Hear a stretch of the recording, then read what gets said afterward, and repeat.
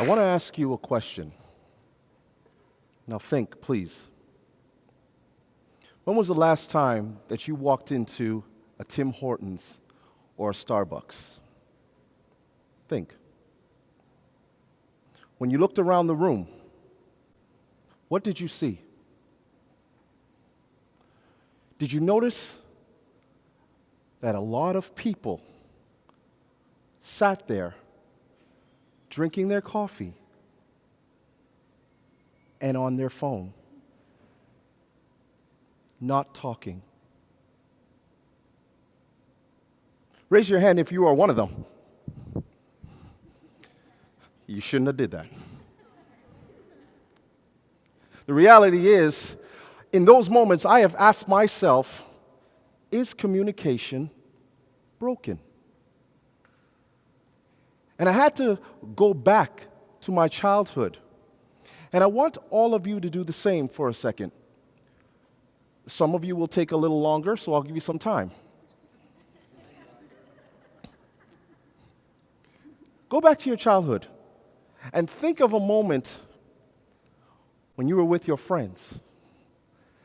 That moment when maybe 4 or 5 of you would often gather together and play. Go out in the park, maybe on the street corner. What was the beauty of that? To me, when I look back at my childhood, I remember those times when I would sit there and play road hockey. Anybody remember road hockey? Yeah, I know the little kids won't even know what that is. It's not a video game. The fact is that we used to play road hockey, and that was the greatest moments of my life. Because in those moments, we would often sit down and we would have communication, conversation, talk about their likes and their dislikes, the things that made them who they were, their unique qualities, our differences. But the fact is, we were talking. And I love the fact that I was able to learn more about them. Anyone here have childhood friends that they still have to this day? Oh, that's amazing, isn't it? Because you guys talked, didn't you? You did. The beauty of talking is that it allows you to learn more about individuals. It allows you to grasp who they are. It allows you to learn what it is that they like and what they don't like. But more importantly, it allows you to bond. And so I want to take this opportunity to talk about myself and why it is that I felt communication was broken. My child, 23 years ago, I'll let you sink that in because I know I don't look it. 23 years ago, my daughter was born, my oldest. And I remember sitting in the hospital. The doctors turned to me and said that she had a 10% chance to survive, a very rare case. And I sat there with my then girlfriend, and I wondered, how can we deal with this? And there were many people in our lives at that time that would sit there and communicate with us and be there and support us and help us through what we were going through. I was only 22. Now you can do your math. And the funny thing is, as she developed, as she got older, one of the things that I always said I would do as a father was constantly talk to her, constantly get to know her, constantly let her know how much I loved her. And we would have moments where we would sit for hours at a time just talking. She would tell me about her days. And then she would do something that we've always done, and she still does to this day. She would play with my forehead and ask me, how come you have so many lines on it? And she would play with that. But that was our way of communicating. It's funny because I look at how she is now and I say, wow, what has happened? We are in a world of technology. It has sped through each and every one of us, and we have had to catch up to it, so to speak. And what's amazing is now that I look at my oldest daughter, and I say to myself, where did our communication go? Because now we communicate through text. Parents, is that how you communicate now? Yeah, some of you? It's amazing. We've lost the interaction towards our children. We've lost our interaction, towards people. And to me, that's the problem right now that I was facing. Inside, I was facing the dilemma of whether or not our communication was broken, or was it just me?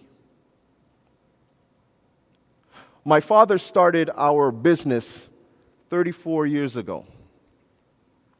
And I used to love the fact that my father was a very talkative individual. He was quiet sometimes. But one of the beauties of my dad was the fact that when he would meet people, it was with a handshake and hello. And then, of course, subsequently, a communication would start, a conversation would start with them. And it was so beautiful to watch him.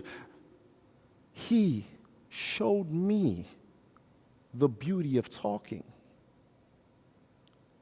That when I took over the business many years later, my dad was very reluctant to let go. I tried to bring changes because I, too, was trying to understand whether or not it was me that was broken or did I need to learn how to communicate differently with the times. And so I introduced different concepts, different technologies. My major was in marketing. So when I went to my dad and I told him, Dad, you know what, the old plan that you have with the business, well, it's a little outdated. But can you imagine what my father said at that moment? My dad looked at me and said, are you crazy? Are you crazy? No. This has worked for all these years. Communicating with people works. And I told him again, it's not that it doesn't work. It just needs to move to the next level. And in that moment, my dad gave me the opportunity that I never thought I would get. He gave me the keys to his baby. And I started to work diligently and hard to develop Caesar Transport into a company that can move forward into the next generation. But in the back of my mind, I would always often say to myself, did his way not work? Or was it that I was trying too hard to introduce new ways of communicating? Think about it for a second. Talking, texting, and emailing. We live in a world where this is less, this is more. I go back again to my childhood. And I remember my good friend, Jay. Jay and I would often talk for hours.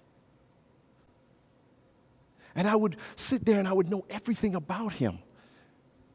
And then I lifted back to my daughter and learning about her and all that she did, all that we were able to talk about. And now, I talk to a phone. Do we see something wrong with that? Really? It's strange, isn't it? That's the way we are now. Which makes me wonder to myself, what do I need to do differently? And then I had a conversation with my youngest daughter, which put everything back into perspective for me. My youngest daughter is 13. She is a ball of fire. She can talk about anything to anyone at any time. You say something to her, she's got an answer for you. You try to be mean to her, she's right back at you. But the other day, we had a conversation. And she came into the room and she sat down beside me and she said, "Dad, can I talk to you?" I said, "Sure." And she said to me, "Why don't we talk as much anymore?"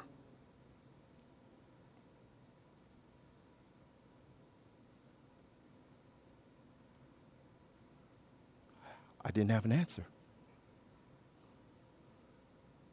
And I realized in that moment, it's not that communication is broken. It's that I've forgotten that we need both to work. We can have the emails and texts, but what I realized more than anything else was when you have that human interaction with somebody, you get to know their ins and outs, their likes, their dislikes, their uniqueness and their differences. Because in those moments, that's when we are human. And in technology, yes, we can find out what you need today and when you need it. We can find out if you are going to Starbucks or if you're going to Tim Hortons. What time will you reach there? But you will never know, how do you feel? And that tells me that communication, well, it's fine. I turned to my daughter at that moment and I said, "Well, I guess you and I will have to start conversating some more." And the smile that came upon her face told me that that was what I needed to do from this point on. We're not wrong, ladies and gentlemen, for moving on with our times and learning about the technology. No. What we are wrong about is forgetting how to talk to people again. So what I want you to do is turn to the people you see beside you who you don't know and just say hello. My name is, and see where it goes. Because I'll tell you right now, by the time this is over, maybe 70% of you will walk out of here and pull this out first and do this. I'm hoping to reverse that you walk out of here and put this away for just a little while and just communicate.